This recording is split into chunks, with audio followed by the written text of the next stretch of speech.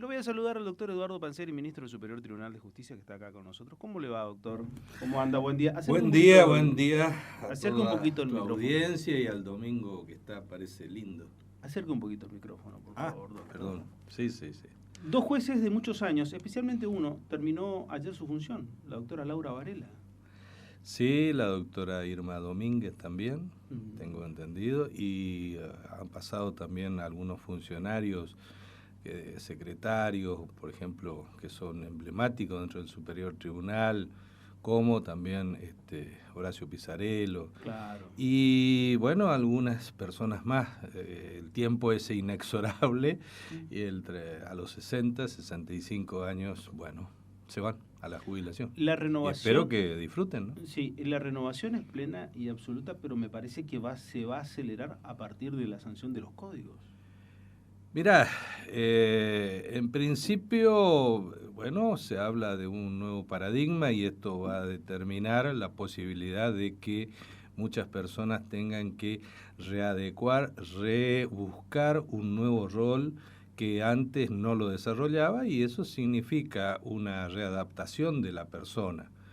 Entiendo que hay mucha gente que está digamos, ansiosa de buscar ese nuevo trabajo, ese nuevo rol, esa nueva actitud, y esto da una idea de un poder judicial que estamos con personas, mujeres y hombres, unidos para la búsqueda y la implementación del nuevo código.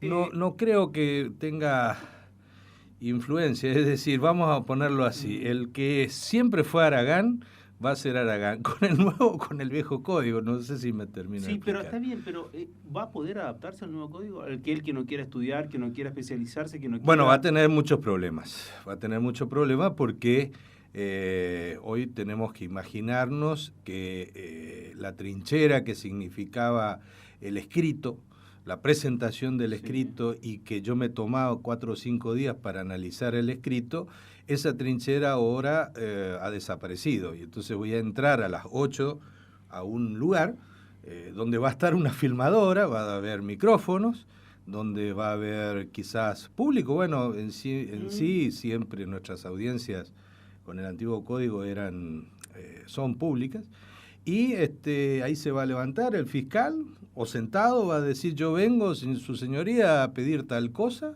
por A, B y C, y fundamento esta petición por estos hechos. Estos son los elementos que acompaño, pruebas, no sé, lo que sea para cada caso, y el señor defensor se levantará y dirá: estoy en contra, yo pido lo contrario por A, H, B. ¿Qué audiencias son públicas? Todas. A partir de ahora son todas. ¿Con este nuevo código? Con el nuevo código. Antes era pública a nivel de Superior Tribunal y de debate. Nada más. Y quisimos, y muchos jueces así lo entendieron, y muchos fiscales también, otros no, soy claro, con las audiencias de flagrancia, por el sistema de flagrancia. Lo que pasa que también teníamos la imposibilidad de edilicia, no teníamos mucha sala de debate, una cuestión que salió publicada con muchos cuestionamientos, y no se fijaban, digamos, la nariz, hasta la nariz nada más miraban, de que era un verdadero entrenamiento que estábamos queriendo implementar y dar antes de la implementación y puesta en vigencia del código, o de la sanción del nuevo código, ya las herramientas necesarias para el público, para el fiscal, para la defensa y para el propio juez. Muchos lo entendieron y pusieron en práctica. Voy a poner un ejemplo. Fíjate vos que en Paso de los Libres, si yo el otro día tomamos un periodo, 19 casos de flagrancia hubieron, llevados adelante, impulsados por el señor fiscal, por la señora fiscal y por los señores jueces. Y en otras localidades de esta misma provincia, 0. ¿Por qué? Por eso, y bueno, porque decían que no, que sí, que corresponde, no corresponde, que la audiencia, que muchas justificaciones, pero 0 resultados. Entonces vos fíjate que cuando nos preguntaron por dónde empezamos, levanté la mano diciendo por Paso de los Libres, porque ahí creo que tenemos un grupo de funcionarios que están enrolados desde desde el ayer y el de hoy, en la nueva función que le va a tocar con el nuevo código. Lo bueno de poder hablar con el doctor Eduardo Panzeri es que él siempre está del lado del Poder Judicial y yo no estoy exactamente del otro lado. Me paga mi salario el Poder Judicial. Exactamente, muy bien. En realidad el Poder Judicial no le paga su salario, el que le paga su salario es la ciudadanía a través de los impuestos. ¿Cómo yo hago para entender que estoy afuera completamente del sistema, no entiendo nada, que depende del juez que me toque tenga un criterio y otro tiene otro criterio? Porque lo de flagrancia supuestamente era en todos lados. O sea, si yo vivo, doy un ejemplo, en Sauce y ocurre un delito, no es lo mismo que ocurre en Paso de los Libres, ni que hablar de Corrientes. Sí. Estamos hablando del interior. Son tres realidades totalmente Pero bueno, distintas. ¿cómo puede ser eso? Si bueno, vamos a ponerlo así. Cada caso es parecido o similar, no idéntico. Claro. Es el primer.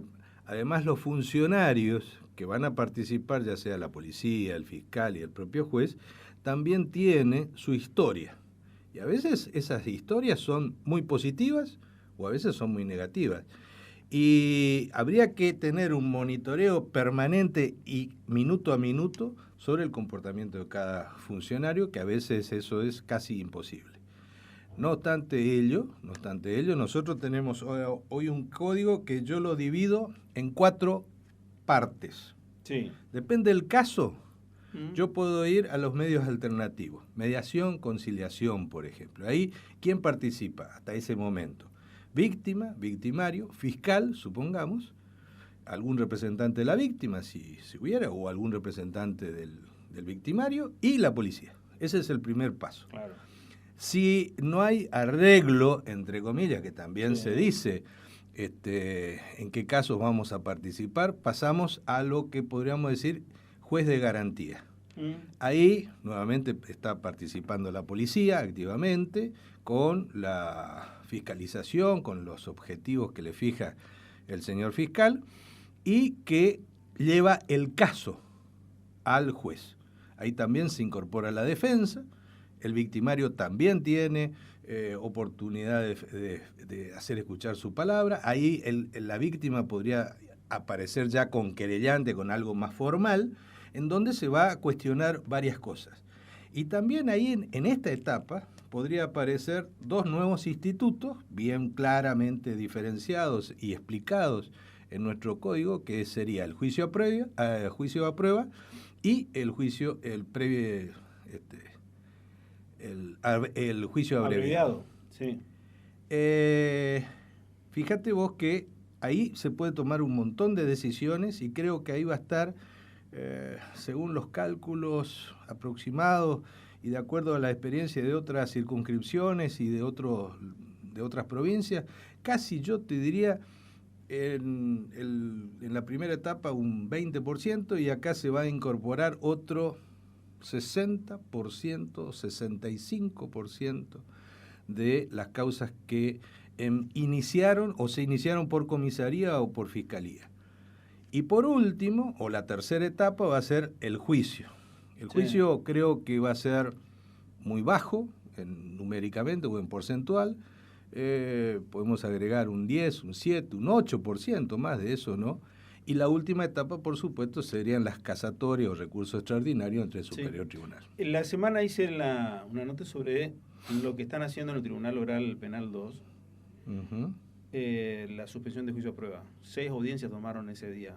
Y en realidad averiguar me pareció espectacular en el sentido de decir 6 audiencias, se llegó a una resolución, me parece muy bien, en un tiempo, la verdad, muy bueno, en ciertas cosas que el proceso muchas veces es más largo, que un debate que tarda días y bueno, días. Este código prevé de que ese juicio, ese expediente, no llegue a esa instancia.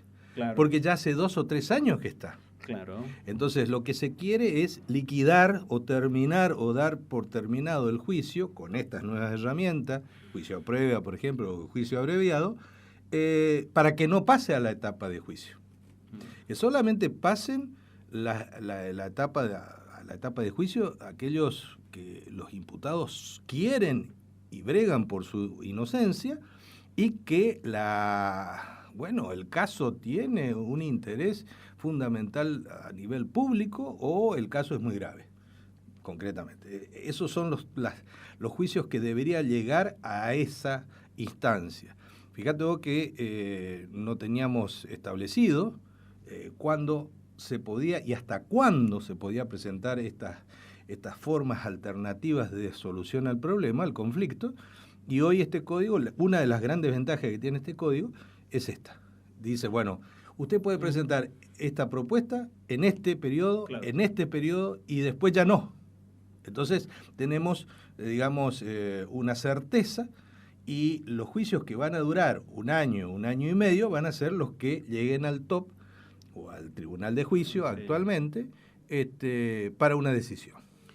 Término vulgar, pero no técnico, diría una suerte de acordar.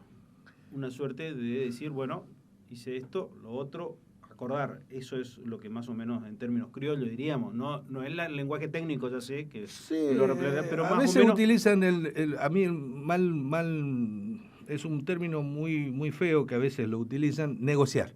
La defensa negoció con el fiscal y parece que algo como un contubernio, algo feo. Claro, sí. En Norteamérica, negociar con el fiscal, digamos, el monto de la pena, el lugar de detención, los elementos de reparación es de todos los días. No cabe, bueno, eso es un poco lo que aprendimos también ahora con el caso por ejemplo, el caso de Roger Terán.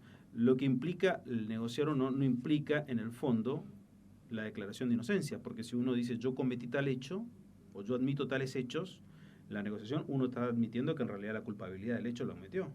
Por eso es que en el caso que vos tocaste, yo no entiendo que siga insistiendo sobre su inocencia. Bueno, y tampoco entiendo algún profesional que mantenga de que fue extorsionado. El otro día también estuve en Paraná y estuvimos con abogados libres, con abogados defensores, oficiales, fiscales, jueces de garantía, con el Superior Tribunal de Paraná, de Entre Ríos, y todos los jueces de garantía y de juicio para analizar la problemática de cada uno. Y fue una entrevista con más de 70 personas.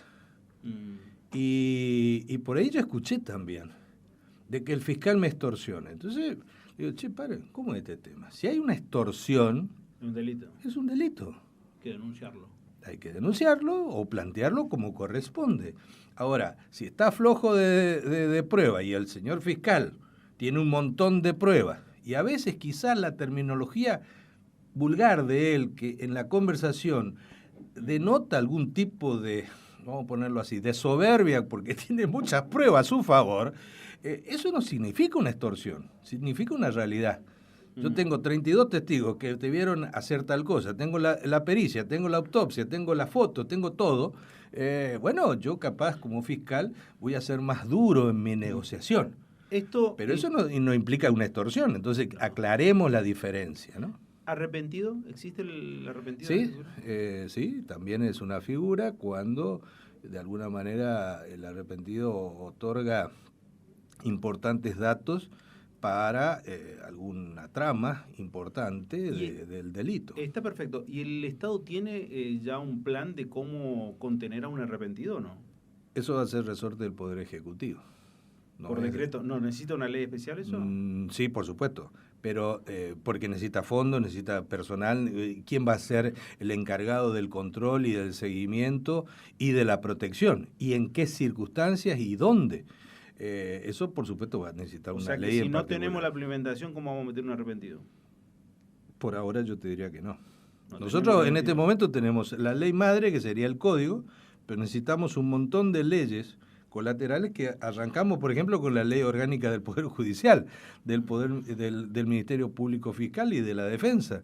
Después necesitamos también otras leyes complementarias, por ejemplo, modernización de la organización del patronato o lo que vos decís.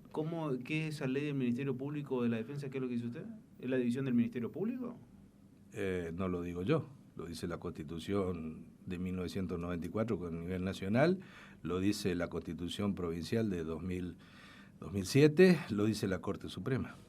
Que se tiene que hacer la división del Ministerio Público. Sí. ¿Y por qué no se lo hace? No es resorte mío.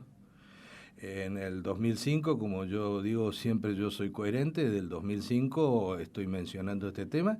Cuando en octubre del 2014 fui a la audiencia a contestar varias preguntas a los senadores para mi designación como ministro del Superior Tribunal, también me acuerdo perfectamente y solemos recordar con el doctor Miño, senador del Partido Justicialista, que me hizo la pregunta si yo estaba de acuerdo con el nuevo código o la implementación de un nuevo código. Le dije, como juez voy a cumplir la ley que ustedes dicten. Ahora, yo le aconsejo que dicte 5 leyes más, como ser, por ejemplo, la Ley Orgánica del Poder Judicial, que este nuevo código nos obliga a nosotros a refuncionalizar y reubicar a un montón de personas, incluyendo a los jueces. Entonces necesitamos una nueva ley. Y a mi manera de ver, nosotros vamos a necesitar un montón de fiscales que por el actual sistema, si nosotros seguimos con el nuevo sistema, con el viejo sistema de conformar fiscalías de esta naturaleza, es muy caro, extremadamente caro.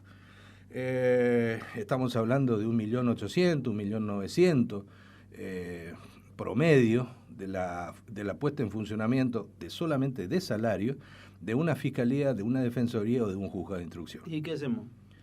¿Hay que crear? Hay que crear una nueva organización que sea capaz de estar presente en 10 o 15 audiencias a la vez, investigando a los delitos o defendiendo al delito, porque también lo incluye al defensor público, el oficial, y como así también estar en contacto con todas las comisarías. Entonces me dice que este Código Procesal necesita un mayor presupuesto para el Poder Judicial y especialmente el Ministerio Público. ¿Vos sabés que me parece que no? ¿Por qué? Porque refuncionalizando correctamente al actual recurso humano que tenemos y con la experiencia que tiene el personal, más por supuesto, yo no voy a decir que no, más la incorporación de algunos nuevos, podemos dar con total dignidad respuesta al A ver, ¿qué significa total dignidad? ¿Me van a crear fiscales ad hoc? ¿Qué va a hacer con los fiscales? Bueno, esto no es resorte mío, esto es resorte del Ministerio Público Fiscal, o de la Defensa, o de la Fiscalía General y de los legisladores. Ahora, si vos me pedís mi opinión, yo diría de que tiene que haber varios fiscales adjuntos que estén conducidos, coordinados por los actuales fiscales. Claro. ¿De dónde saco esos fiscales adjuntos? Claro. Con una ley, con la creación de una ley que establezca jerarquías entre y refuncionalizando los actuales secretarios. Claro. Por ejemplo. En el Foro Federal se hace algo así. Cuando el fiscal no está, cuando son uno solo, por lo general el secretario... Sí, pero tiene que ser una ley, porque el código dice que yo no puedo delegar ninguna función. Entonces, el que va a una audiencia es un fiscal. Yo no puedo delegar en nadie. Lo dice el propio código, uno de los artículos primeros, igual que el juez. No puede delegar en nadie sus atribuciones. Y el único que puede pedir a favor o en contra del hecho es el fiscal y el defensor oficial. Entonces, ¿cómo hacemos? ¿Cómo hacemos? Yo entiendo que podríamos, de esta manera, Ahora, el secretario, con esa historia, me está teniendo otro rango. No, porque hay una ley que hace la diferencia entre fiscal con acuerdo y fiscal designado por concurso, porque yo también le agrego, concurso libre y abierto. ¿Está claro? Entonces, los actuales secretarios entraron con un concurso para secretario, que quede absolutamente claro. Entonces, tiene que haber una legitimación y una legalización del futuro trabajo de esos señores. ¿Nuevo concurso? Podríamos obviarlo a los que ya está. Y lo dirá la ley si quiere decirlo. O llamará concurso nuevamente. Obviándolo al que ya está. Si recién hace un segundo me dice que en realidad... No. Por ahora, ningún secretario puede asumir ninguna responsabilidad del fiscal o del defensor, y mucho menos de un juez. Podrá llevar la palabra, podrá decir, pero no podrá peticionar en un acto procesal. En un acto procesal, por ejemplo, para pedir condena, para pedir un requerimiento, para pedir un allanamiento. No. Él podrá hacer de gestor, que es una cosa muy distinta, de procurador, pero no de tomar decisión sobre la causa. Entonces, y bueno, ¿y cómo hacemos? Entonces, pero si lo dice la ley, ya es otra cosa. Claro. Ahí ya me habló... Igual que, por ejemplo, el señor defensor, crear 24 defensorías nuevas a este costo es algo imposible. Pero sí entiendo, por ejemplo, y esto tenemos... ¿Este sistema qué significa? Adversarial. Bueno, ¿quiénes son los que han implementado este sistema? Los norteamericanos. ¿Tienen defensores oficiales los norteamericanos? La contestación es no. Ellos tienen personas que convocan a los abogados que están libres, les otorga una defensa, la monitorean, le piden rendición de cuentas y a su vez después se le fija un honorario mínimo. Entonces yo decía, convocar a 120, 140 abogados que se vengan a inscribir, como están, por ejemplo, los jueces sustitutos. Claro, el listado de los jueces sustitutos queda con algunas condiciones objetivas, puedan tener capacidad, o podemos presumir que tienen capacidad para estar en defensa. Y se sortea, y por hoy, con todo el sistema informático que tenemos, los señores defensores podrían controlar el trabajo si hay mala praxis. Ellos van a asumir la defensa conjuntamente con el designado. Entonces, no puede haber nunca una violación a la defensa. Al contrario, vamos a tener 2 funcionarios trabajando sobre el tema como mínimo. A ver, si entendí bien. Y se le pagará, vamos a ponerlo así, que nuestra medida es el use, que serían unos 3.500 pesos actualmente. Claro, me parece bien. A ver, lo que estoy pensando, por lo que me está es lo que muchos cobran, por una defensa. Sí. A ver, lo que estoy pensando es lo siguiente. Entonces me está diciendo, el fiscal de instrucción, como el defensor de primera instancia, tendría alivianado el trabajo del día a día de las audiencias, pero no la responsabilidad, porque él es, en todo caso, el controlador de lo que hagan los fiscales sustitutos o los defensores sustitutos. O sea que en la pirámide, el fiscal o el defensor estaría un escalón más arriba por los restos. Jerárquicamente, y por lo tanto es justo que en la jerarquía haya un mayor sueldo, por ejemplo. Es justo también de que el único responsable, digamos así, sería el juez, el fiscal o el defensor designado con acuerdo. Pero bueno, esta es una idea mía que la vengo explicando y hasta ahora no encontré otra persona que me diga, mirá, yo tengo una mejor idea a la que vos estás proponiendo. Hasta ahora yo no escuché. Una idea distinta para el cambio. O distinta para el cambio. Lo otro, secretarios. Sí. Los secretarios de los juzgados de instrucción, ¿qué va a pasar con ellos? Bueno, como primera medida tenemos que reordenar a todos nuestros funcionarios. Y materialmente con el nuevo código desaparecen. ¿Cómo que no? Con el nuevo código desaparece, el juez ya no va a necesitar más secretario. Y te digo más, hoy vos entrás en un juzgado del interior y tenemos 13, 14 personas, y en Capital tendremos 20, 25 personas. Mañana vas a entrar en un juzgado donde va a estar el juez, su computadora y 2 empleados como máximo. ¿Y el secretario qué pasa? Tenemos que refuncionalizarlo. Va a haber otras responsabilidades que vamos a tener que otorgar, por ejemplo, en la oficina de gestión jurisdiccional. ¿El secretario va a salir del juzgado? Sí, materialmente va a dejar de trabajar en un juzgado.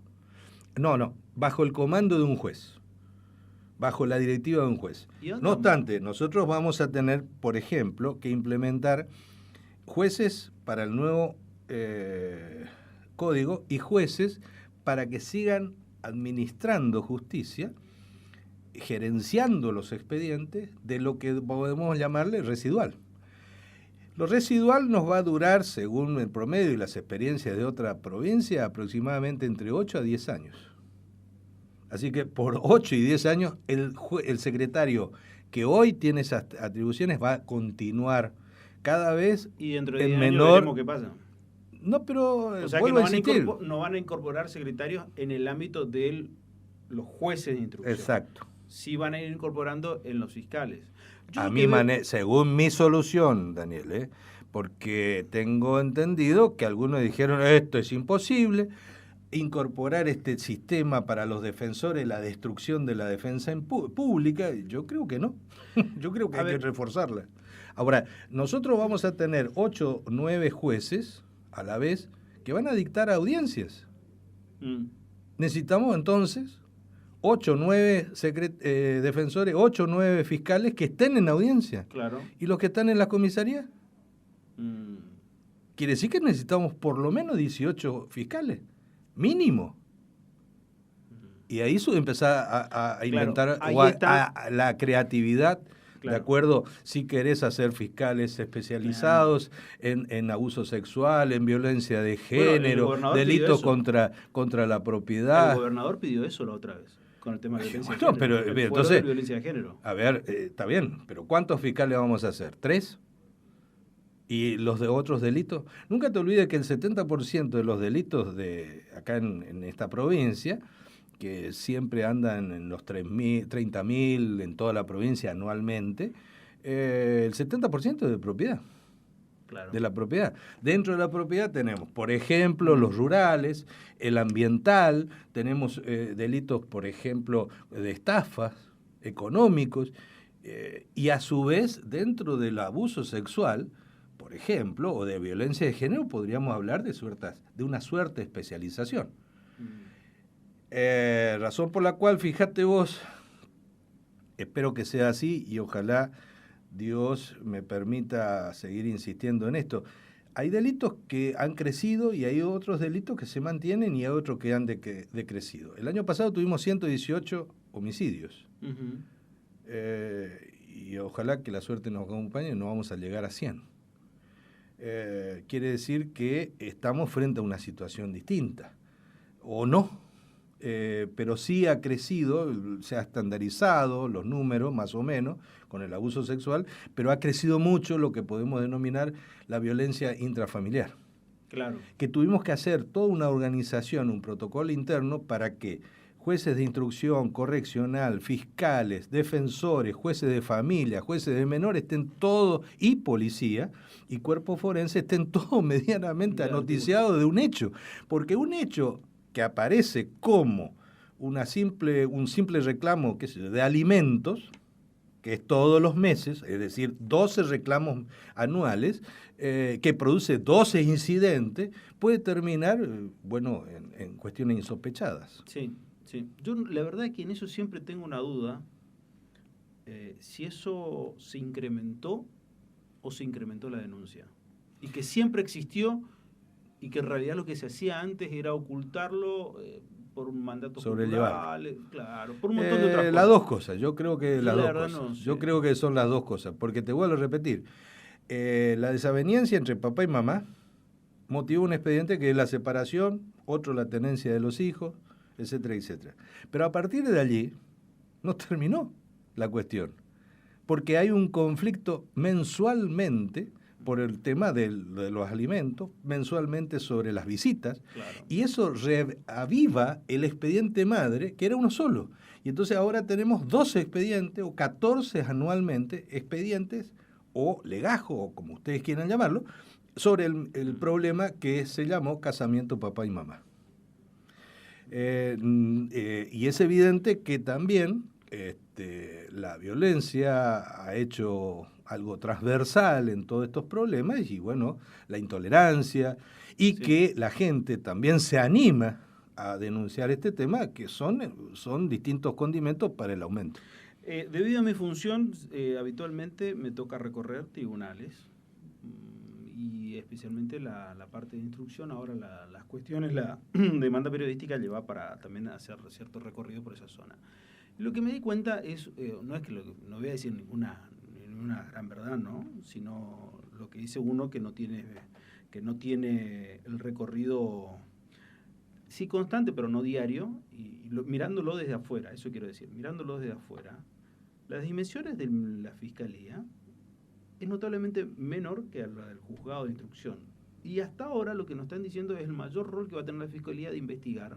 Y como usted bien dice, el juez ahora va a necesitar dentro de 8 o 10 años solamente 2 personas acompañándolo y hoy tiene 20. Dos cosas. Primero, en cuestión de personal, Y lo segundo, en cuestión material, entonces el Ministerio Público tiene que agrandarse. Sí o sí se tiene que agrandar, sí, y el otro, no voy a decir que se achique, pero las dimensiones, los que, por ejemplo, hoy trabajan, no podrían trabajar. Sí, pero justamente el fiscal se tiene que agrandar numéricamente, en calidad, pero no en cantidad. A ver, por ejemplo, hoy un fiscal tiene, vamos a poner un número redondo, 10 empleados. Sí. Con 2 ya sería suficiente, pero él necesita otros fiscales para que estén en el mismo colectivo, como se denomina ahora, colectivo de abogados o colegio de fiscales, etcétera, etcétera. Y a su vez, quizás también necesite, digamos, el acompañamiento de una organización, núcleo dentro de la Fiscalía para que distribuya, haga conocimientos, capacite, ponga al tanto estadísticas, etcétera, etcétera. Entonces vos fíjate que, según mi imaginario, sería varios fiscales que tengan 2 o 3 colaboradores nada más, que supervisen a otros fiscales y haya una oficina interna que le dote de estos elementos que yo acabo de decir. Entonces, todo el personal que hoy está dentro de la Fiscalía va a tener trabajo, no te quepa la menor duda. Y va a tener un doble trabajo, porque van a trabajar ya actualmente haciendo guardias pasivas, deberían trabajar porque estuve en Entre Ríos, conozco lo de Santa Fe, estuve en Santiago de Chile, mirando un poco este detalle, y algunos comentarios de Chubut también tengo, pues tengo un conocido dentro del Poder Judicial que permanentemente me da datos. Van a tener que trabajar el doble. Sí. No es que se elimina trabajo o se va a eliminar funcionarios, no, al contrario. No, yo creo que la Fiscalía se va a a tener que agrandar. Sí, yo lo que demando es que trabajen mejor. Y las defensorías también, ¿eh? Las defensorías también. Porque más del 50 al 60% de las causas, casi el 60%, están representadas por las defensorías oficiales. ¿El 60% de las causas de defensores oficiales? Sí. Son re poquito, ¿no? Bueno, hoy ya los defensores, digamos, no pueden estar presentes materialmente en muchas audiencias. Ni siquiera... Y fíjate vos de que al pedido de una excarcelación, al pedido de una presentación del caso, de una imputación a su defendido, tiene que estar el defensor. Entonces, ¿cómo va a ser? Y ni qué hablar cuando va a debate. Hay por supuesto. Solo defensor oficial en el Tribunal Oral Penal. Exacto. Es muy bueno, pero por más que uno pueda decir es excelente, pero no da abasto. Exacto. Ahora está abastecido de conocimiento y de escritos por el núcleo que lo acompaña, el actual defensor, que son los secretarios, los empleados, etcétera, etcétera. Bueno, con el nuevo sistema, no. Posiblemente se debería haber un defensor especializado, digo yo, para casaciones, por ejemplo. Claro.